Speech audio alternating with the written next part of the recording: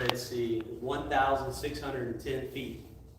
And the deepest part, 1,000 feet. I don't know if you can envision that or not, but that's deep. That's huge. Two, no matter how deep it is, they cross on dry ground. Right.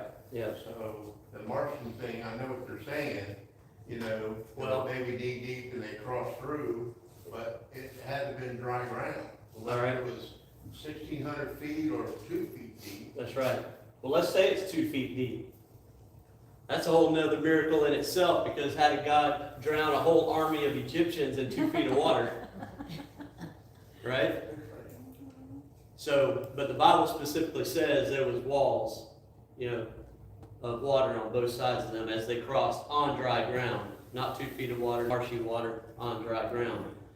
And, some skeptics try to debunk the Bible and talk about going through marshy. Well, during this time of year, maybe it's a little bit lower and they went through 2 feet of water, but then again, how does that explain, the Egyptians get wiped out?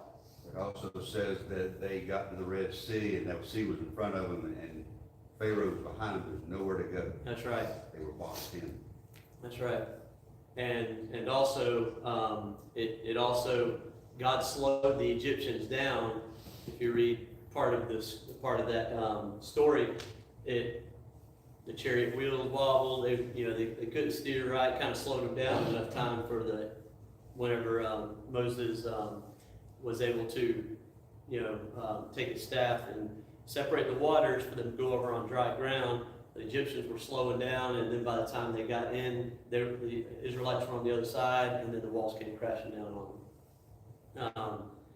This is the path that we believe that somewhere along in here, maybe down in here. Not sure exactly where they crossed, but somewhere in this area. And then it talks about them going down to Mount Sinai. What's interesting is, and there's some debates, and like I said, there's some people that have claimed that they have found what they believe is chariot wheels in the bottom of the Red Sea. And you can kind of make that out a little bit right there. Or it would look something like this. And I guess with the different eras of chariot wheels and depictions that they found in stone and writing or whatever that during the Egyptian time periods, however many spokes they were using during that time period matches up with when the Bible is talking about. Now, there's a lot of people that if you Google this and ask about chariot wheels on the bottom of the Red Sea, it'll say no archaeological evidence has been concluded about this, and that's people trying to debunk that. And whether it's real or whether it's not, I mean, the pictures that I've seen look to be chariot wheels. We do have the Bible that we can trust and believe in, whether we find this or not. But if you're into vehicles, my main thing is the '69 Dodge Charger, and the '68 Dodge Charger, the '69 Dodge Charger, and the '70 Dodge Charger look very similar, but they have little different things about them that you can pick it out and know which one's which, and that's kind of what they did with these chariot wheels. The experts, the archaeological experts can look at these and say, okay, these were used during this time period, and these were used during this time period, and that kind of matches up with the Bible times. But I just found it very interesting that, just with everything, well, it didn't happen, and then they come across, hey, well, how did chariot wheels get in the bottom of the Red Sea? Egyptian chariot wheels. Right, Egyptian chariot wheels. How did Egyptian chariot wheels get in the bottom of the Red Sea? And this is, this particular one was found at, I don't know how to say this, Nuiba. It was a gold-plated force boat, so fragile, because the wood has dissolved. Coral will not grow on gold, and the gold itself preserved the wheel. So anyway, I thought that was interesting. Figured I would share that with y'all. What all happened at when they get down to Mount Sinai? Tell me some things that happened event-wise at Mount Sinai. People became impatient. Say it again. The people became impatient. Yeah, on the trip there, they did, on the trip there. But how did they become impatient? On the trip there, they were thirsty or hungry or something. Both, yeah, They were three listening. days They were after- thinking They would be back in Egypt. right, 3 days after crossing, I mean, just seeing that Red Sea, and cross the Red Sea, and the Egyptians getting wiped out, 3 days journey, they were into it, and they didn't have any water. And they were like, you brought us out here to this wilderness just to die. We could have been okay back in Egypt. So God provided water, and then also, like Steve said, they started complaining that they had no food. So what did God do? Promised them a month's supply of meat. Yep, he provided meat, but he also provided manna from heaven that they were to go out and gather every morning for the day's supply, and then he also provided meat for them. But every time you turn around, the Israelites are complaining, and God provides, and God provides, and God provides. What are some things that happen when they finally get to Mount Sinai? 10 Commandments. 10 Commandments. Moses is on the mountain for 40 days. Yep. The golden calf. Golden calf. What else? Moses punishes the people. Say it again. Moses punishes the people that made the golden calf. Yeah. What does he do? What does he do when he comes down off the mountain and he sees the golden calf and then worshiping the golden calf? I mean, he's only been gone for 40 days. He comes back and sees this. What does he do? I think the first thing he did is smash the tablets.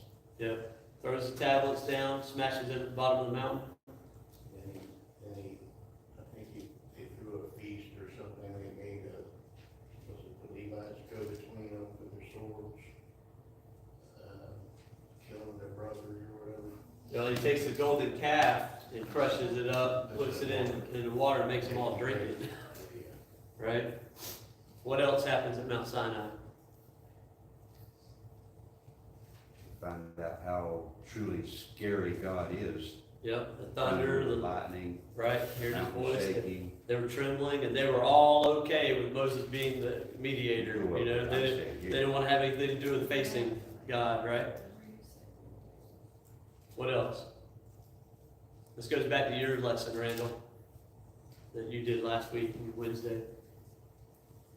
We got the plans for the tabernacle. Plans for the tabernacle and making the tabernacle. Plans for the Ark of the Covenant and making the Ark of the Covenant. Didn't God want to destroy them and Moses had to beg for their lives? Is that I don't know at this point. I know he was angry with them, but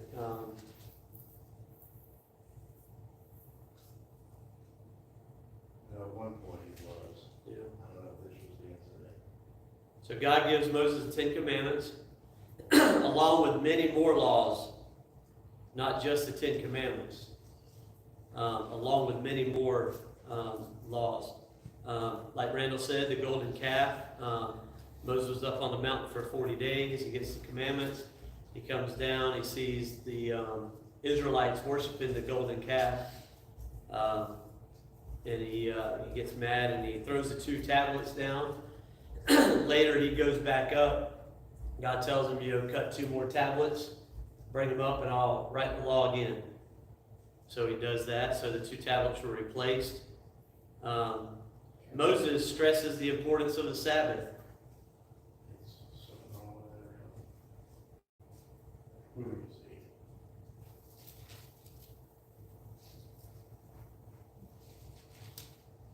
Or if it's my dark screen, probably.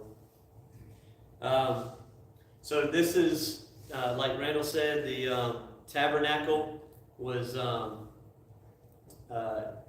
he gave Moses the plans or the instructions on building the tabernacle, which the Israelites, specifically two, one man from the tribe of Judah and one man from the tribe of Dan, gave them they were craftsmen, and gave them the authority to build this. Might be what it looked like. We don't know exactly, but we are given dimensions. We are given, but if you Google this, or anytime you see pictures of anything like this, it's similar to this. You know, it has a courtyard, which is the outer. Might have looked something like this. And this was basically, like Randall probably mentioned during his class, this was something that it was God's dwelling place that they would break down and move to the location whenever God said, hey, we're ready to go. And in this particular picture, you can see the white cloud above the tabernacle there. If it was there, they would stay. If it moved, they would pack it up and follow along with wherever the cloud took them. And that was God's guiding them. So it could have looked something similar to this. And this is the layout. And I'm sure Randall talked about this. You have the outer court, which anybody could go into. Any of the Israelites could go into the outer court. And there was a brazen altar there for animal sacrifices.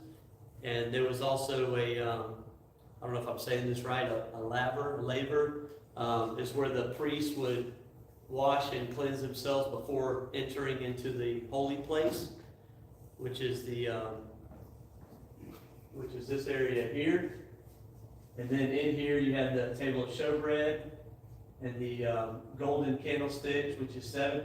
The showbread, did you touch on this? How many? It was 12 loaves? 12 loaves. 12 loaves representing 12 tribes. 12 tribes of Israel.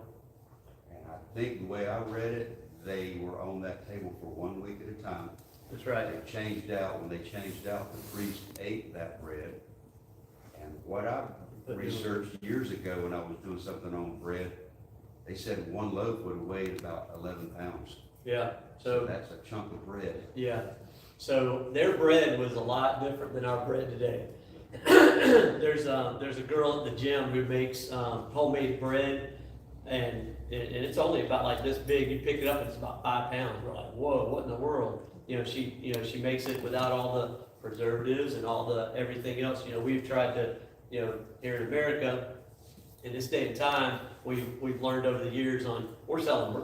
It's all about the money. Hurry up and get it out there. It's not that it's not really good for you. All the enriched flour and all the sugar and all the everything that they put in it nowadays. Totally different bread back then. When God talks about the bread of life and bread, it was actually good for you back then. It's not like it is today. He said there was a correlation also with Jesus saying he was the bread of life. Right. And this bread was made with flour that was sifted or ground or beaten twice. Right. It was said that was the only time they would use this flour would be for a king or for this bread here. It was royalty. It was not everyday bread. Right. This was special. Right. The flour they made. He said that was also related to why Jesus said he was the bread of life, and he was beaten at the crucifixion. Yeah. There you go. So it's kind of like it all adds up. Just Right. Yeah, there's so many symbolic things and similarities between this and the New Testament. I mean, look, you got the 12 tribes, 12 showbread. You also have 12 apostles. And then the things that like Randall just mentioned here. I think too, Kevin, that's why they were always making bread, because I know when Connie made her bread, she milled her flour and everything, tops, you're gonna get us 3 days Right. out of homemade bread. Yeah. Doesn't have all. Yeah, no preservatives, and it's not processed and all that kind of stuff like it is today. And, it's a lot better for you back then too. All right, then we have the altar of incense. Who was allowed to go into this area here? Priest. Priest only. So any Israelite could come here as long as they were clean. They go through an unclean period, whether a woman is on her period or if they had touched bodies or things like that, right? Things like that. Then they would be. Leprosy. But in general, any Israelite would be able to go into the outer court, and then the priest would wash up, and they would enter this area only. Who was allowed to come in here where the Ark of the Covenant was? High priest once a year. High priest, once a year. And what was that one time a year? Did he get to choose it? Day of Atonement or something. What day? A special day, was it the Day of Atonement? Day of Atonement. Yeah, Day of Atonement. The high priest was allowed in here on one day. And so you had the veil. What's special about this veil? What do you remember of the New Testament about that veil? Not in the tabernacle, but in the temple, It's the veil that was torn from top to bottom when Jesus died, right? So anyways, we have a lot going on with Mount Sinai. There's a lot of things if you think about it. So in Egypt, they grew in number, and now they're fleeing Egypt. It could be kind of chaos, right? You got Moses who's the leader, but there's really no rules or laws or how are we going to do this? Because you're talking about 1 million people, right? So this is God's way of, okay, here's how you're going to worship me. Here's how I'm going to lead you. Here's what you're going to do. So there's a lot of things like that going on. The Ark of the Covenant. Generally, when you see depictions of the Ark of the Covenant, same thing with the tabernacle.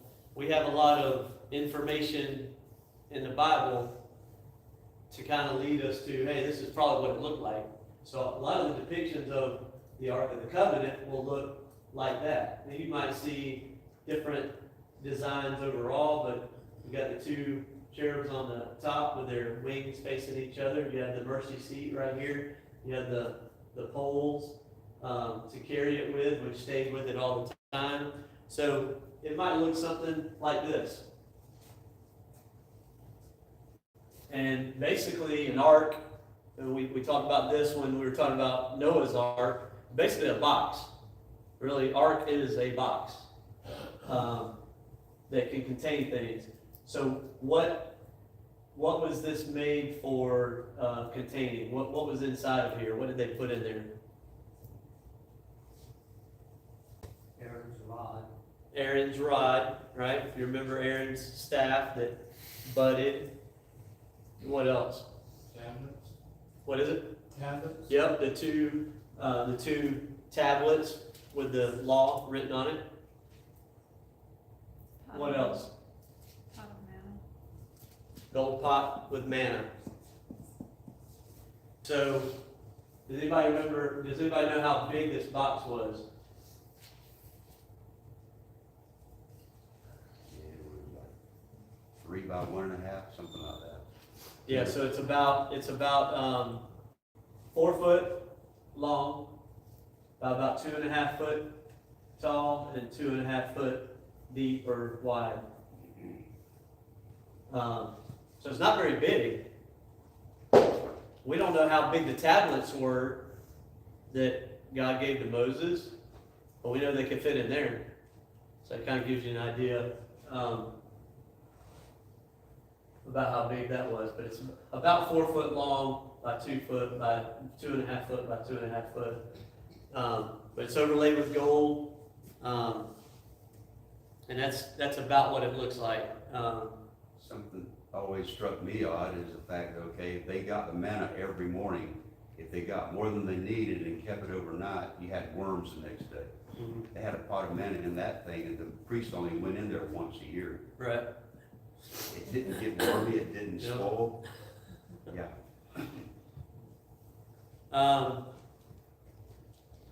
All right, so Moses, when he's up on the mountain, God writes with his finger the Ten Commandments. We don't know how this was broken up. We do know that in Exodus 32, 15 and 16, it says that it was written on the front and the back of the tablets, not just the fronts that we normally see. You know, we might see these in the front of a courthouse used to be. Sometimes they're taken down, but you know, we'll see, you know, it'll be just written on the front. But Ezekiel, or Exodus, did I say Ezekiel a minute ago? Exodus 32 says it was written on the front and the back. But we don't know if it was written 5 and 5, or maybe 4 and 6, or all 10 and all 10. It could have been, you know, anytime you have a legal document nowadays, and even back then, if you had a legal document, me and Carrie were writing up an agreement or something, there'd be 2 copies, one for him and one for me. So it could have been that all 10 were on one tablet, front and back, all 10 were on the other tablet. Could have been that it was broken up how we normally see it, 5 on one, 5 on the other. I mean, it's just mathematically that's pleasing to us, but we don't know how it was. But we do know that it was written by the finger of God. Turn with me to John chapter 8 real quick. John chapter 8.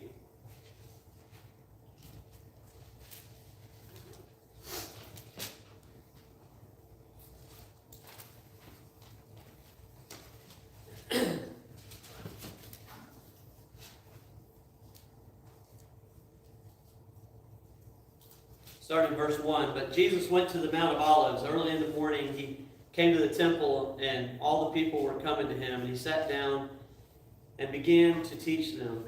The scribes and the Pharisees brought a woman caught in adultery, and having set her in the center of the court, and then he said to him, Teacher, this woman has been caught in adultery in the very act. Now the law of Moses commanded us to stone such a woman. What then do you say? They were saying this, testing him, so that they might have grounds for accusing him.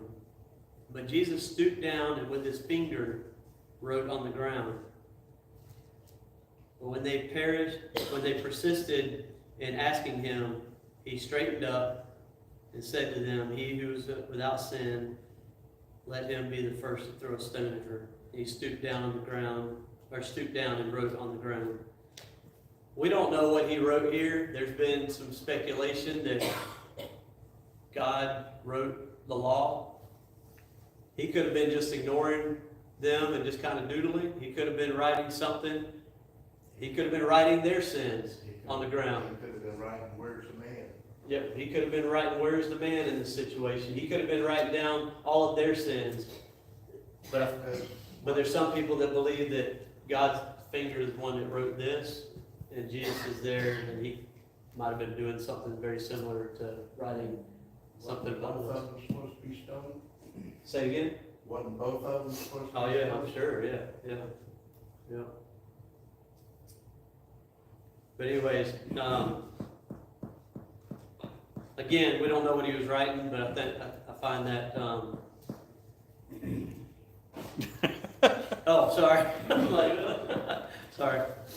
To go along with what you were saying about, he could have been writing the Ten Commandments, we don't know what he was writing, Right. but,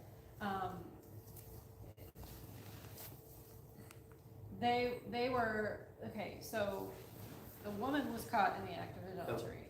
And the Israelites were caught in the act of adultery when Yep. Moses came down from the mountain, so that sort Yes. of connects. Very, very good point. Yep. Say Yep. that again. She said that, a similarity that there might be there is the woman was caught in adultery.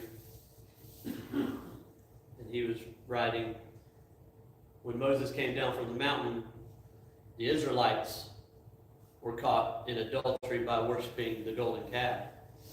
And, there might be some correlation there. We don't know, but I just find it interesting that why would it pick out he was writing with his finger specifically? And, so anyways, there could be something there. Also, with the Pharisees that brought the woman in, she would have been considered unclean because of the sin. Yeah. And if they had been brought her in, would they not been unclean by association? And they brought her into the temple. So that's another, seemed like to me, they broke some laws right there. I would think. Yeah.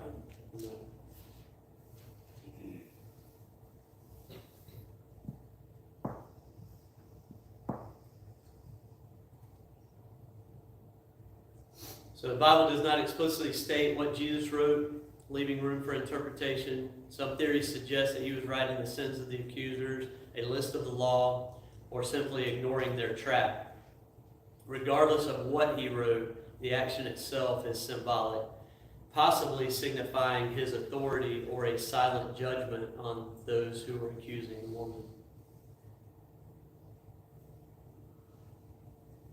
So here's what you would generally see out of a building, maybe outside of a church building, maybe outside of a courthouse, things like that. I know a lot of courthouses have taken this kind of thing down.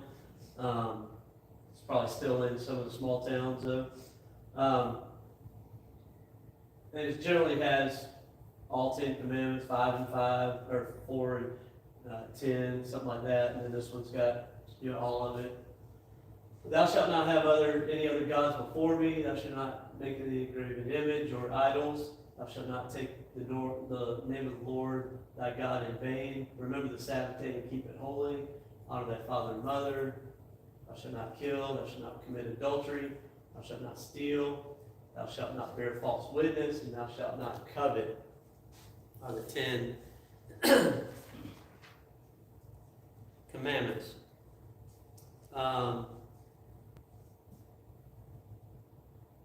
And there's actually, according to Jewish scholars, I think the number that they came up with is actually 613 specific commandments.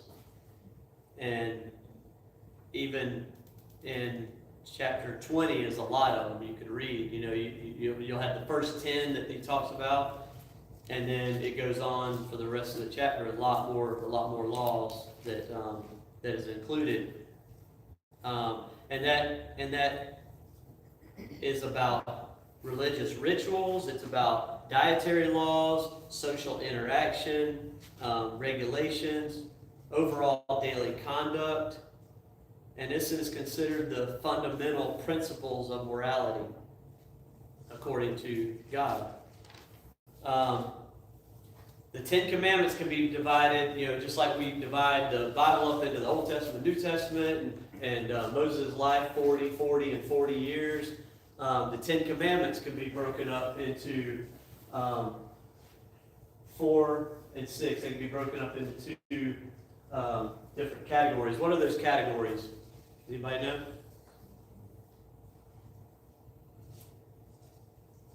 These first 4 right here have everything to do with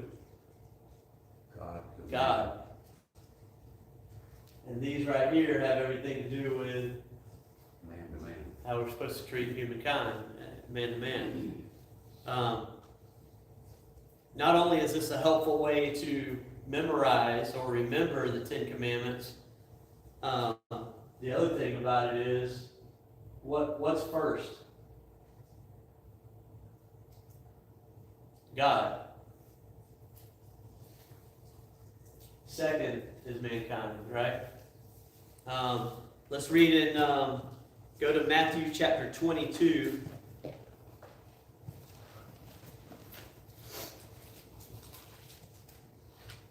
starting in verse 36.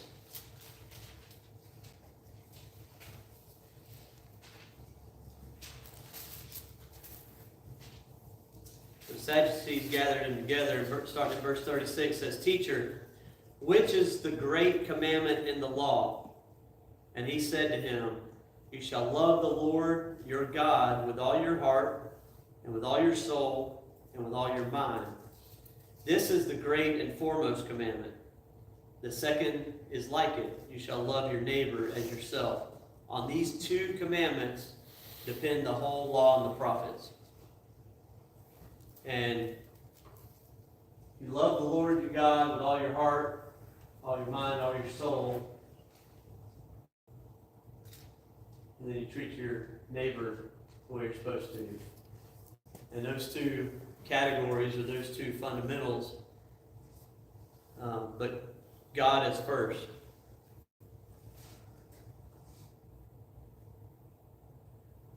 So we have it says first table of the law, which is what we just looked at, the first four, then the other 5 through 10. It's all about love for God, reverence for God, and vertical relationship. And then the 5 through 10 is love for others, respect for others, and it's horizontal relationship.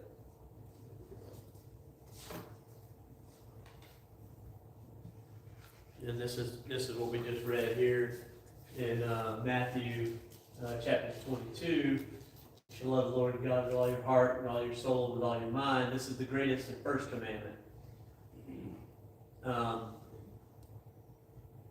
I am the Lord your God. You shall have no false gods before me. You shall not take the name of the Lord your God in vain. Remember the Sabbath day and keep it holy. Honor your father and mother. You shall not kill. You shall not commit adultery. You shall not steal. These are all with humans. Anybody have any questions or comments or anything you want to bring up before we move on to Leviticus?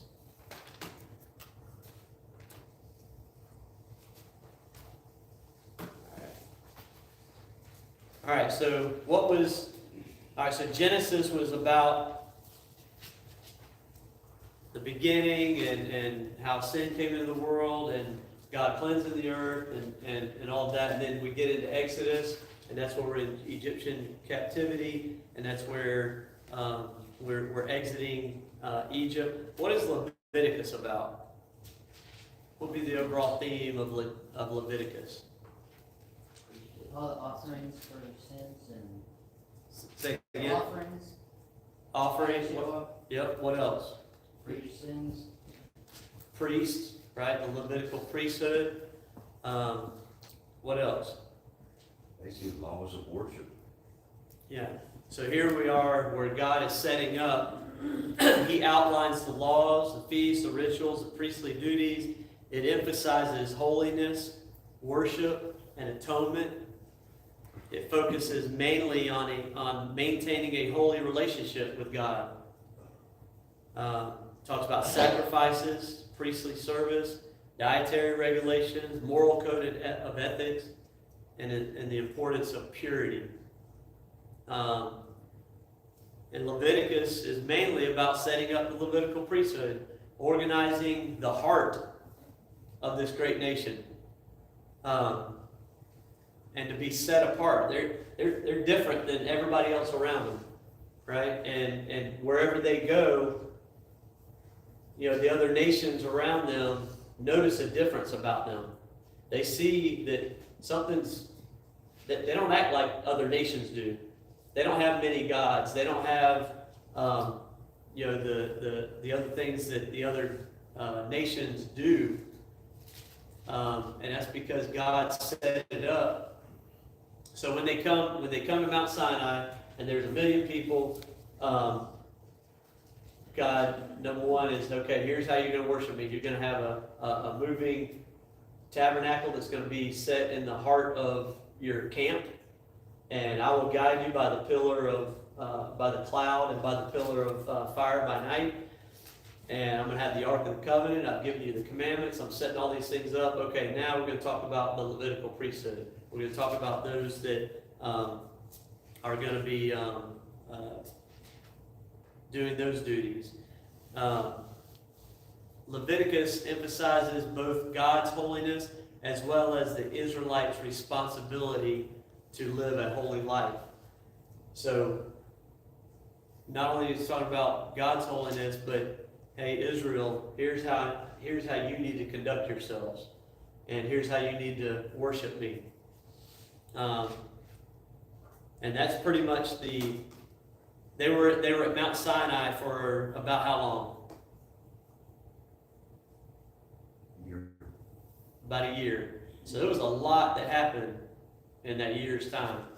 I know we blew through it here in about 20 minutes, but there was a lot that happened during that 1 year time. Setting up the tabernacle, building the tabernacle, building the Ark of the Covenant, receiving the law of Moses, or law of God through Moses, and setting up the Levitical priesthood, how it was going to be moving forward. So basically, God could have had the Israelites go from the Red Sea and go straight to Canaan. Wouldn't that have been a straighter shot? Why didn't he do that? Because of their disobedience. Disobedience, but what else? Philistines. Philistines? They weren't ready. I mean, the Israelites just weren't ready. They weren't ready structurally, military-wise, mindset-wise, and it even the scriptures even say that he didn't do that because they would have gotten there and whoa, look at all these huge armies, look at this, look at the Philistines, look at all the other nations, all the other tribes that lived in that land. They needed to go through this process to learn how to trust God. They need to go through this process to find out for themselves how much they needed God and they needed to be more organized before they went. So this whole year of setting this up, and then we'll see in the next book, we'll see in Numbers, kind of what the Numbers is basically them moving from Mount Sinai and the rest of the 40 years of wandering and starting to get closer to going to the land of Canaan, the promised land. But there's actually a lot that happens there too. What's the main gist of Numbers? Why is it called Numbers? Numbering the people. Numbering the people. Why would you number the people? You know how many you got. That's right. You got to know how many you got. Well, the beginning part of the book is numbering the people. They go through a census to find out how many people, how many men were over the age of 20 that could bear arms. So now they're starting to look at, okay, how are we military-wise? How are we, because we're just a bunch of shepherds and farmers. How many people we got? And as they go on, and they do their traveling towards the end of the book, they have another census. What was that census for? The number of the priests? Nope. So if you remember, that whole generation dies off, and it's a new generation that's about to cross over into the land of Canaan. So now they have to renumber their people and say, okay, now how many do we have before we cross over? So, no, I showed this before, but this is possibly the route that they might have taken, somewhere like this. We don't know if they came across here somewhere, but they went down to Mount Sinai and spent about a year. And then in the book of Numbers, they start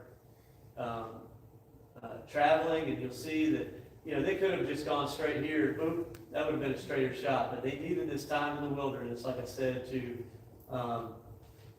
take this time and learn to trust God and go through their pains, but they also had to organize themselves. They had to, God had to organize them in a way to where they were a functioning tribe. Too, Kevin, them people weren't born into the promised land. So they had to have some time go by before they Die died. off, that's right, Their descendants would go in. that's right, So I think that's the kind of the idea of the wandering, yeah, you had to get some time to go by, they had to have some children, yeah, and then. grow up, and Right. That's right. They had to be a military age, that's right, so time they had to have time to go by. yeah. So anyway, I think, Numbers, they're wandering, and that's pretty much the whole book of Numbers, not a lot to it. It cites a lot of the cities that, they came across, and some of the areas that they, went to was, of course, Mount Sinai, or Mount Horeb, they call it, wilderness of Paran, and there's some other towns or cities they went to before getting to the plains of Moab, which is in here. And this is where they were right before they cross over into the land of Canaan. So it's about time to stop for right now. Does anybody have any questions or comments? I got a comment. Yes, sir. In Hebrews chapter 3 and verse 17, it clearly points out that, in verse 19, they could not enter because of unbelief. Correct. And so,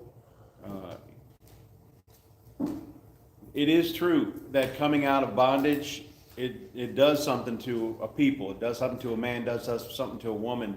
And you might argue, it might be easy to argue that it was harder to make an obedient child of God out of someone who had known only bondage and slavery. However, I don't believe you can honestly look at the scriptures and say that they could not change and be right with God and could have crossed into the promised land, because God makes it very clear they could not because of unbelief. Even if your environment or the hand you were dealt or your parents, whatever the case may be, when you submit to God and His will and His word, no matter who you are or what you're dealing with, you can be useful in the hands of God and victorious and be an overcomer. So a lot of times we'll look at this bunch, and it is a really disappointing bunch, but they didn't have to stay that way. What was that verse? It was Hebrews 3. Yeah, Hebrews 3:19. And can you read that one more time? Yeah. Sorry. In verse 19 it says, "So we see that they were not able to enter because of unbelief." Yeah, so one of the notes that I have about Numbers on my notes, one of the themes of Numbers is that just the numbering of the people, but it's also, it shows Israel's rebellion, their disobedience, and the consequences. And I put a note here, the importance of repentance. And I put sound familiar question mark. The importance of repentance, because like Greg said, they could have repented and done right, and probably God would have allowed them to go on in. But because of their rebellion and disobedience and unbelieving, and it blows my mind. I mean, I know that we have unbelievers today, but it blows my mind to be an Israelite that has seen all the plagues, that has gotten us out of Egypt, that is part of the Red Sea, destroyed all the Egyptians, needed water, struck a rock, got water for 1 million people, manna raining down from heaven, meat being provided, needing water again, and still being unbelieving. blows my mind, Well, but it happened. it's just like today, sin, there's a consequence for sin. Right, So there's a consequence for the disobedience. right. And, I mean, look at Moses. You know, Yeah. he didn't count God as holy, one of the times with the rock, I think the second time, It was the second time. and he didn't, he wasn't allowed to go in. Right. Yeah, so, you know, there's a lot of similarities. You think about it, what does that mean for me? I could be this all throughout my life, and then You know, right at the end, he messes up. you couldn't go over to the promised land. Right. All right, good thoughts. I appreciate everybody's attention and comments. We'll take a break and then start worship service here in about 10 minutes.